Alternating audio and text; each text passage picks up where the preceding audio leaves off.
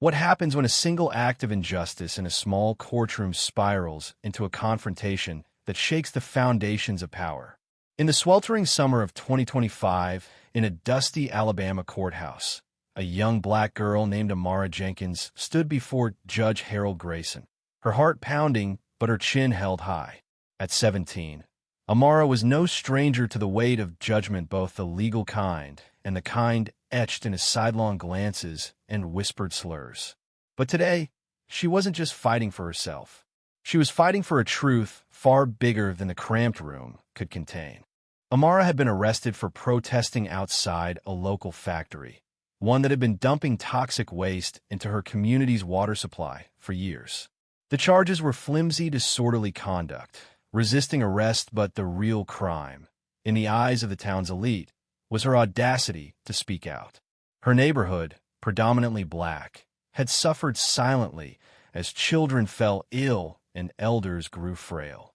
Amara, armed with nothing but a megaphone and a heart full of fire, had organized a rally that drew hundreds. It was peaceful, but it was loud, and it made the powerful uncomfortable. Judge Grayson, a man whose reputation for harsh rulings preceded him, stared down at Amara from his bench. His face was a mask of authority, but his eyes betrayed a flicker of disdain.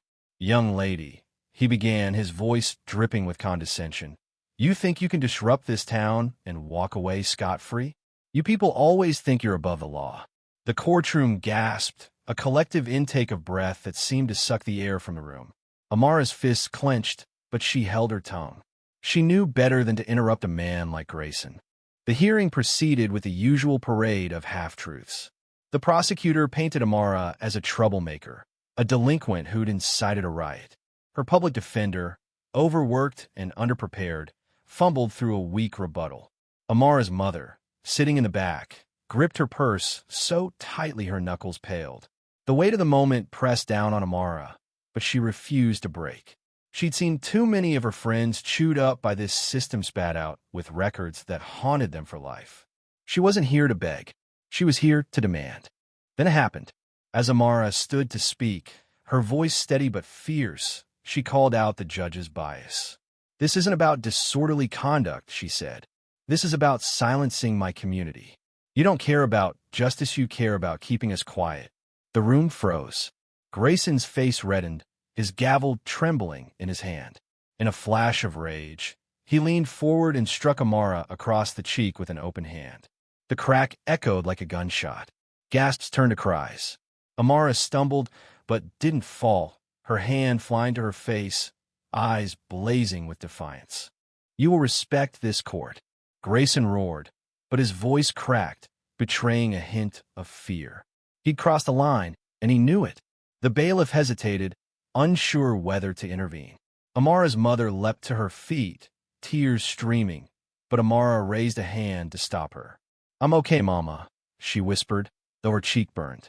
Then, with a calm that sent chills through the room, she pulled her phone from her pocket. "You made a mistake, Judge," she said, her voice low and steady. "A big one." Grayson scoffed, regaining his composure. "You think a phone call's going to save you? Sit down before I hold you in contempt." But Amara wasn't listening. Her fingers moved swiftly, dialing a number she'd memorized long ago. The courtroom watched, confused as the call connected. "Justice Carter?" Amara said, her voice carrying a quiet power. "It's Amara Jenkins. I need you." The name dropped like a bomb. Justice Evelyn Carter, the first black woman to sit on the Supreme Court, was a legenda legal titan who'd risen from the same kind of neighborhood Amara called home. Whispers rippled through the courtroom. Grayson's smug expression faltered, his eyes darting to the exit as if he could escape what was coming. Amara had met Justice Carter 2 years earlier at a youth leadership conference. Amara, then 15, had impressed Carter with her sharp mind and unyielding passion for justice. They'd stayed in touch, with Carter mentoring Amara through letters and occasional calls. "You're going to change the world, Amara," Carter had told her once. "But you have to be ready for the fight." Amara had taken those words to heart, carrying Carter's private number like a shield. Now, that shield was her weapon. Justice Carter's voice came through the phone, crisp and commanding. "Amara, what's happened?" Amara recounted the slap, the biased remarks, the sham of a trial, her words steady despite the chaos around her. Carter listened, her silence heavy with authority. When Amara finished, Carter said, "Put me on speaker." The courtroom fell silent as Carter's voice filled the space. "Judge Grayson, this is Justice Evelyn Carter of the Supreme Court. What just heard is a gross miscarriage of justice. You will stand down, and this case will be reviewed immediately." "Amara, you're not alone. I'm sending someone now." Grayson's face drained of color. He stammered, trying to justify himself, but his words crumbled under the weight of Carter's authority. The spectators buzzed, some pulling out phones to record, others whispering about the judge's downfall. Amara stood tall, her cheeks still stinging, but her spirit unbroken. She called out injustice and summoned a force greater than the man who'd tried to silence her. Within hours, the story exploded.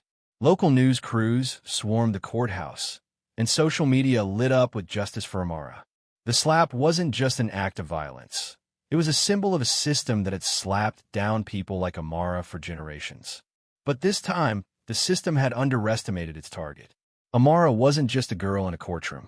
She was a spark, igniting a fire that spread far beyond Alabama. The case was transferred to a federal court, and Grayson was suspended pending an investigation. Amara's charges were dropped, and her protest led to a state inquiry into the factory's practices. But the real victory wasn't in the legal outcomes, it was in the message. Amara's courage showed her community they didn't have to stay silent. Young people, inspired by her stand, began organizing their own rallies, demanding accountability from those in power. Months later, Amara sat across from Justice Carter in a quiet D.C. office. Carter, her eyes warm but fierce, handed Amara a scholarship application. "You've got a gift," Carter said, "not just for speaking truth, but for surviving it. Don't stop." Amara nodded, tears welling but not falling. She'd learned something vital that day in court. Justice wasn't just a word. It was a fight, and she was ready for it. The world didn't change overnight. Prejudice still lingered in courtrooms, in boardrooms, in the quiet corners of small towns.